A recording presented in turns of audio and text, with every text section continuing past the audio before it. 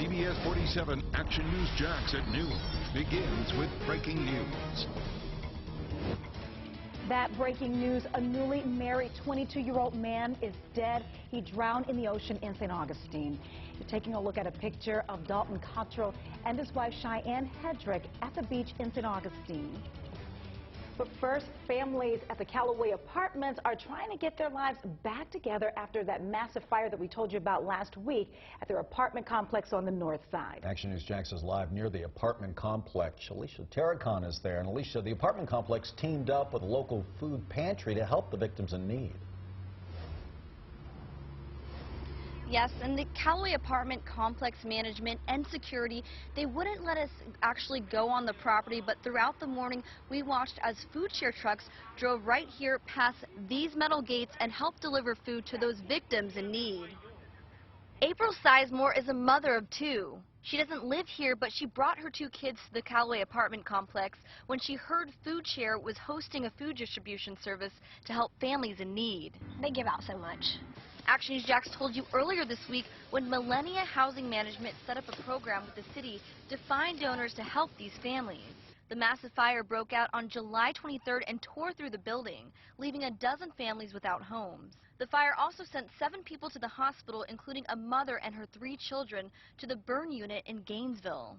FarmShare heard what happened last week and decided to spring in and help. We have milk and pork patties and fish and fresh fruits, apples.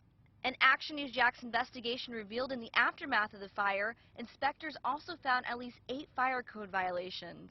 Sizemore said she's just glad the community is willing to help. When the fire happened, I was at the hospital with my son, and we seen 2 of the kids that was in the fire, and it was devastating. I also reached out to the city about an hour ago. They tell me that the cause of the fire is still under investigation. We also reached out to Congressman Al Lawson to see if any changes are going to be made to apartment complexes when it comes to inspections to make sure that something like this doesn't happen again. We'll have that answer for you at 5. Reporting live in Northwest Jacksonville, Alicia Terracon, CBS47 Action News Jax. Developing right now, we're working to learn if 4 shootings that happened Tuesday night are connected. Those shootings left 1 person dead and at least 3 people recovering in the hospital. Right now, police are interviewing witnesses in those shootings. Action News Jax working to find out if police have a description of a suspect. Coming under fire at work, Clay County deputies tell Action News Jax that a man is in custody accused of shooting at workers at a local condo complex. Police say that Brian Bolden fired 5 to 10 shots at the Preserve condo complex in Oakleaf. That was Tuesday. No one was hurt. He then ran, they say, and barricaded himself inside of his home. He had a standoff with Clay County SWAT team that lasted hours. One neighbor says that she was evacuated and the SWAT team occupied her home. Sitting there and they had their guns cocked and they were just waiting, you know. Now, according to records uncovered by Action News Jax, Bolden is from Tennessee. We took a look and we found that he does not have a criminal record. A suspected bank robber is off the streets today. Action News Jax told you about a bank robbery at the Ameris Bank on US 1 3 weeks ago. Investigators say they used surveillance video to find Gary Arami. St. Johns County deputies say he had been carrying large amounts of cash. He's now facing a robbery charge. 2 low-performing schools will have to close down. The Duval County Public School District decided that the closings for Lake Forest Elementary and Northwestern Middle School are priority, and it's a part of the district's aging school plan. Students at Lake Forest Elementary School will move 2 miles away to North Shore Elementary this year. The district says that it was a tough decision, but it was the best in the interest of the students. It is difficult for a neighborhood to lose a neighborhood school. Students at Northwestern Middle School have a year left in the building. We now know how much money local counties will get from FEMA to help with Hurricane Irma recovery efforts. Clay County will get $1.9 million and Jacksonville will get $5.8 million for debris removal. Jacksonville will also get $1.7 million to help with the costs of rebuilding dunes. Months after voting rights are restored for felons in Florida, Governor Ron DeSantis signed a new measure to tighten the rules. Now, last year, Florida voters passed Amendment 4, giving back voters' rights to 1.4 former felons. The new law requires former felons to pay all fines and fees linked to their sentence before they can cast any ballot. My reality is I don't make enough money to cover all of this. It's going to take, you know what I'm saying, a lot of scraping together. I'll be mixing election after election. Republican lawmakers backed the governor, saying the measure was needed to clear up confusion and create a uniform process. So far, there's no timetable on when the case will move forward. A former Jacksonville firefighter who left his job after accusations of child sex crimes has been arrested again. This is the photo we showed you this spring when Brandon Kahn was accused of exposing himself to a child in Fernandina Beach. This is his new mugshot. Kahn is facing charges in Duval County for lewd and lascivious acts against a child. Action News Jax has reached out for more information. We're waiting for a new police report. We want to give you a live look right now out over at St. Augustine, and that's where this evening city leaders will discuss next year's budget plan. That meeting is taking place at City Hall. It starts at 6, and by the way, the meeting is open to the public. Covering St. Johns County now, where the Sheriff's Office is making progress on its new training complex. Action News Jax Sky Vision gives you a bird's eye view here of the property near I-95 and State Road 16. You can see the land is already cleared. That facility will have a driving track, a gun range, and a retention pond for the dive team. Right now, the Sheriff's Office says it's throwing away thousands of dollars every single month to rent out a training facility. With the community that's growing, we need more law enforcement, so I'd say a permanent training facility just for our county would be great. If all goes as planned, the Communications and Training Center should be up and running in December of next year. A Jacksonville-based company has launched an internal investigation after Action News Jax started asking questions about a job posting. You can see right here it says only male candidates. This job listing was for a web service testing position at FIS. Women in computing, when they see something like that, they would probably be kind of really put off. And so I worry that they may not see this as a field that is inclusive. After 4 emails and 2 phone calls, Action News Jax got this emailed statement from FIS. It says in part, we immediately removed the job posting in question from our website and have launched an internal investigation as to how this has occurred. JTA wants to warn you, repairs to the St. Johns River Ferry could take up to 2 weeks, but they hope to get it done sooner. Action News Jax reported last week when the ferry went out of service. Tuesday, it was lifted out of the water for a closer look at the damage to the propeller shaft, we're told. We're taking you back to that breaking news now in St. Johns County, where a local man drowned during his honeymoon. Now, Action News Jax Ryan Nelson joins us live right now from that location where the incident occurred. Ryan, you spoke with the victim's wife. And Dawn, from newly married to a widow in the span of about 3 days, just an awful story for the families involved here. And when I spoke to her on the phone, she told me she was too emotional to speak about this right now, and understandably so, but she is asking for the community's prayers at this time. It all happened north of where we're standing on St. Augustine Beach, on a private stretch of beach on Tuesday around 2 p.m. His wife told deputies they were carried out to deeper ocean waters by the current. Deputies say it was a riptide. She said it was his first time in the ocean, and he started to panic and struggle. The report states she tried to pull him from the water, but she could not. Deputies say a witness heard screams coming from the ocean, so he grabbed his paddleboard, went in to help, and was able to put the man on his paddleboard with the help of a lifeguard. And lifeguards performed CPR on the beach, and he was taken to Flagler Hospital, where he was pronounced dead. Now, she said this on Facebook earlier, quote, "Never did I think at 22 I would be a wife and then a widow so quickly. Please pray for I and all families." And she tells me she's from Missouri and she's getting ready to head home. As we learn more, we'll continue to bring you updates here, online, and on the Action News Jax mobile app. Reporting in St. Augustine, Ryan Nelson, CBS 47, Action News Jax. New details emerging about the suspected gunman who killed 3 people at the Gilroy Garlic Festival in California. Police say that Santino Ligon may have planned a large-scale attack. They discovered items like a gas mask and a bulletproof vest inside his home. Family members say that a 13-year-old named Keila was last seen helping a relative before the shooting. Kayla was a beautiful children that really cared for other people, and she cared about animals. The victims range in age from 6 to 25 years old. Covering Clay County, where officers will be sworn in for the Clay County School Police Force on Thursday. That department has a total of 47 staff members. That includes the chief, a detective, and 36 school resource officers. Those officers have been training since June 6th. Now, Action News Jax told you when the Clay County School Board voted to create their own police force, replacing school resource officers from the Clay County Sheriff's Office. The district got approval from the FBI and FDLE to make the move. From the Action News Jax First Alert Weather Center, I'm meteorologist Garrett Beaton. While the sea breeze doing its thing already, creating a few showers and now rumbles of thunder in St. Johns County, where those go this afternoon, and when rain increases here across northeast Florida and southeast Georgia. That's in your First Alert 7-day forecast. The Navy's newest destroyer will now call Mayport home. Coming up, we'll give you an inside look at USS Polygnacious.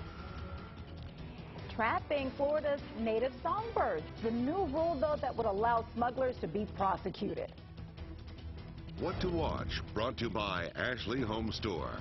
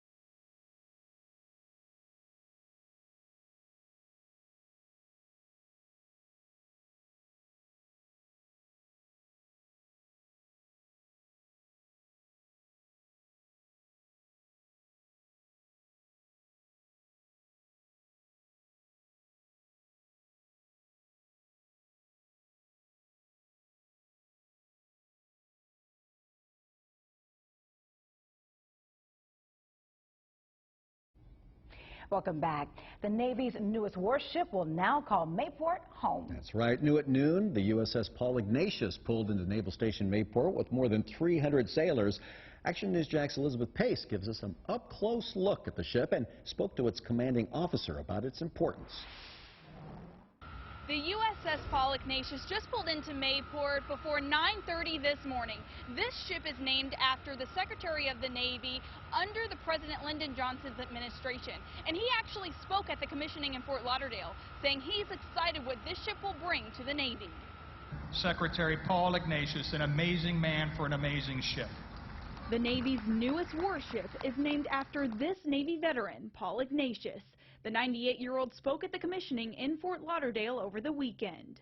You just don't know how complicated and magnificent these new warships are until you have a chance to walk through them. The commanding officer, Robbie Trotter, gave a tour of the ship.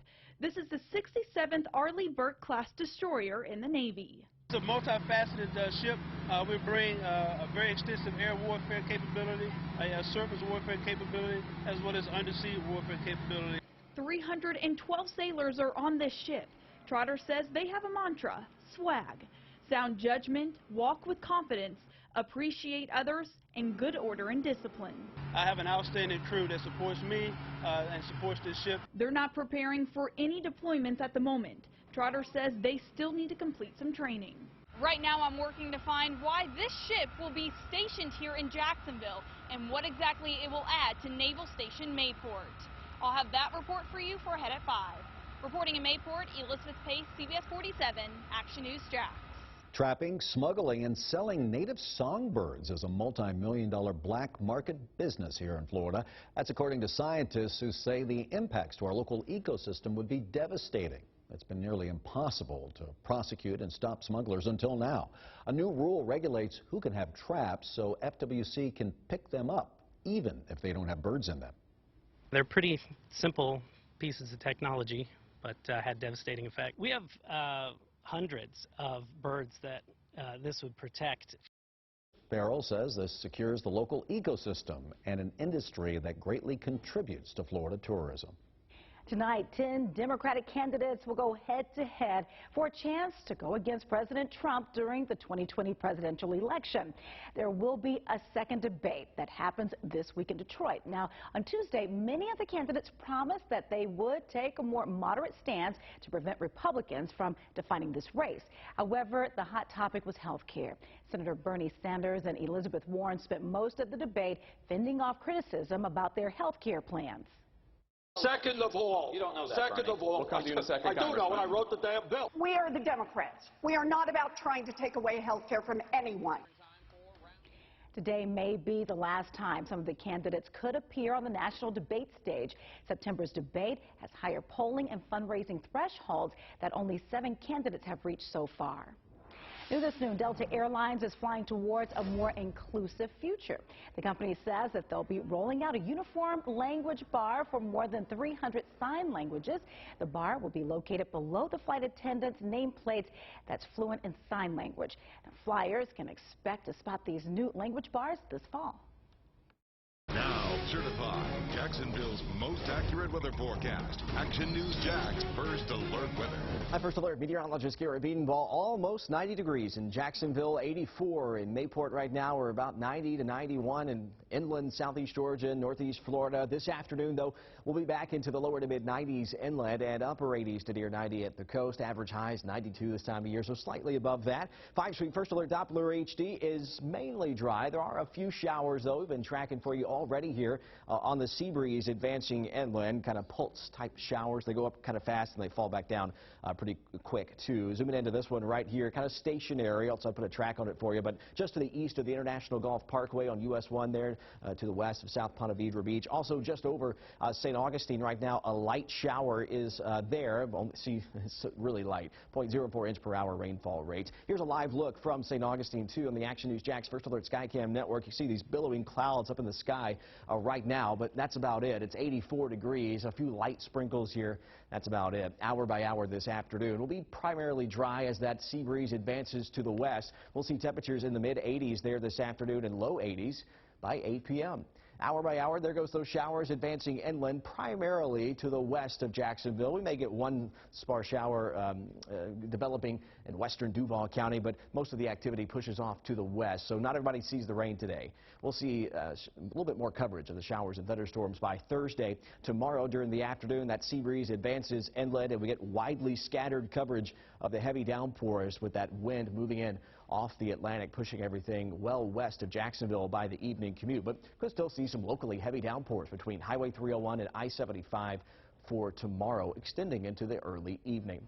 Tracking the tropics here in the Action News Jax First Alert Weather Center. Well, yeah, there's a lot of cloud cover and a really disorganized tropical wave going on here. It's going to be bringing tropical moisture to us, enhancing some heavy rainfall by this weekend, but that's about it. We're really going to be watching this one, though. This has my attention more here out in the eastern Atlantic. It'll be making its way off to the west over the weekend and into next week. Potential development zone to the east of the Lesser Antilles. This one has a better opportunity to become Chantal on the 2019 Atlantic hurricane season list. All right, so the next 7 days with your weekend always in view. Afternoon thunderstorms increasing in coverage. That tropical air mass coming into play by Friday, Saturday, and into Sunday. Highs in the upper 80s to near 90 degrees, but we'll have several rounds of heavy downpours likely, unfortunately, for your weekend, when highs back to the low 90s by Monday and Tuesday, and more rounds of afternoon storms. You can always get this forecast any time of the day right there at actionnewsjax.com. Making sure you're healthy for free, where you can get a free blood pressure screening without an appointment. And you have another reason to be happy that you live here in the Sunshine State. The reason the area is causing people to live longer after they retire.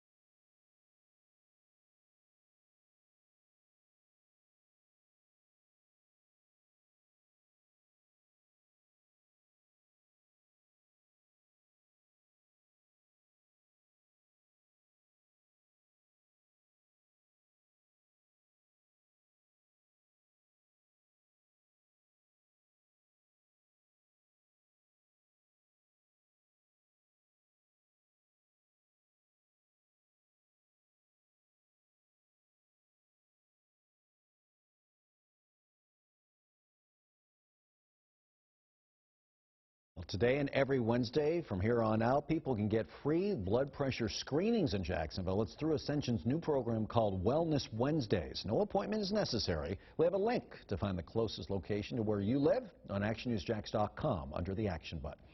New this noon, living here in the Sunshine State when you retire could help you live longer. That's according to a study from the National Bureau of Economic Research. This study says that moving to a high-rated area after 65 could lengthen someone's life by a year. Now, high-rated areas are based on murder rates, education, and also health. And now, take a look at this. 5 of the best-rated areas are in Florida and New York. In the meantime, Moving to places like Lake Charles, Louisiana could shorten an average senior's lifespan by nearly 9 months.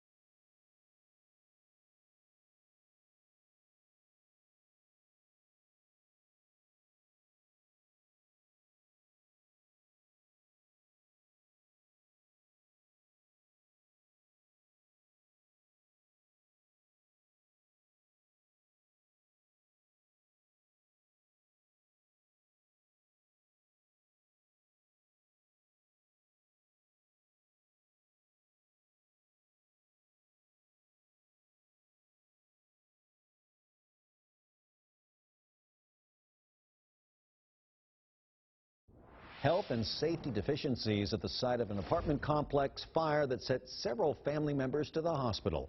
New at 5, Action News Jax investigates the past inspections at Callaway Cove.